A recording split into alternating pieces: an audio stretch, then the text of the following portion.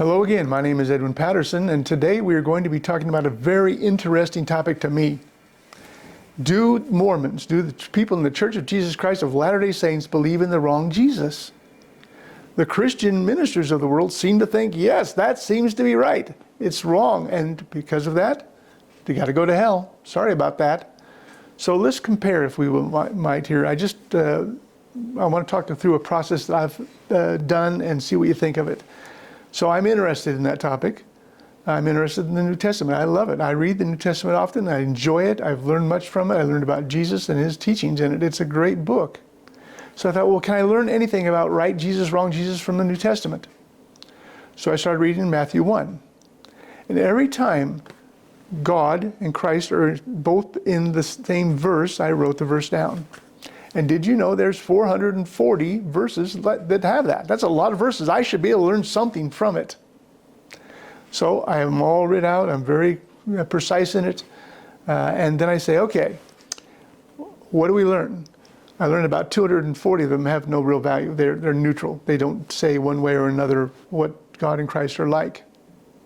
But the left over 200 verses, there's an amazing amount of them that talk about the nature of God, the nature of Christ, and it is not Trinity. So I'm going to give you 10 verses. And what they're going to do is say, okay, this is from the New Testament, the King James Version. It's not Mormon built. It's right what the mainstream Christian world should read and believe.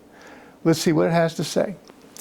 So, number one, this is Matthew 26:39. I'll give you each reference as I go through it. O my Father, let this cup pass from me. Nevertheless, not my will, but as thou wilt.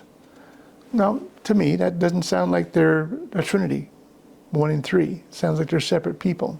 Okay. Number 2, Mark 13:32.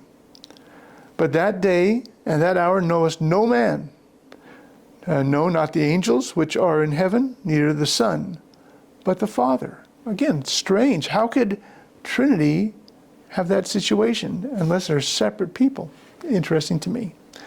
Number 3, Mark 15:34. My God, why hast thou forsaken me? Christ on the cross, appealing to his Father. Two separate people opposed to one. Verse 4, or number 4, Luke 6:16, or 12, pardon me. And Jesus continued all night in prayer to God. Is he praying to himself? It doesn't seem reasonable to me. Interesting again. Number 5, John 5:19. The Son can do nothing of himself, but what he seeth the Father do. Again, I'm not saying I'm a great historian or scriptorian or anything like that. I'm just reading the New Testament. These verses are all in the New Testament.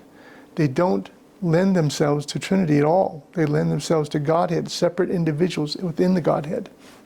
Okay, let's just keep moving right along. Number 6, John 5:30. I, Jesus, seek not my own will, but the will of the Father which hath sent me. Interesting. Number 7, John 8:28. I do nothing of myself, but as my Father hath taught me. Again, that doesn't strike me as a Trinitarian type of a thinking. It strikes me as a Godhead, separate individuals opposed to the Trinity. Okay. Number 8, John 14:28. For my Father is greater than I. The Trinity says they're all equal. Interesting. Now again, this is King James Version of the Bible. Last 2, Revelation 3:21. To him that overcometh will I grant to sit down with me in my throne, even as I also overcame and sat down with my Father in his throne. That does not strike me as Trinitarian. Again, I'm excited to see what you have to say, any antis who are watching. But again, I could go on. This just 10. So the last 10 of 10 is in Acts 7:56.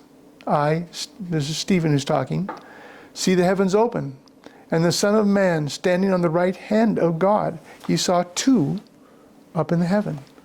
That definitely not Trinitarian. So I look at this proposition, I say, okay, Do we believe in the wrong Jesus? Everything I read there is what we believe. We believe in Godhead, separate Father, separate Son, separate Holy Ghost. Definitely the three, without a doubt, but separate individuals, opposed to the Trinitarians who built this on a council in Nicaea in 325 and multiple councils after that. This is a creed.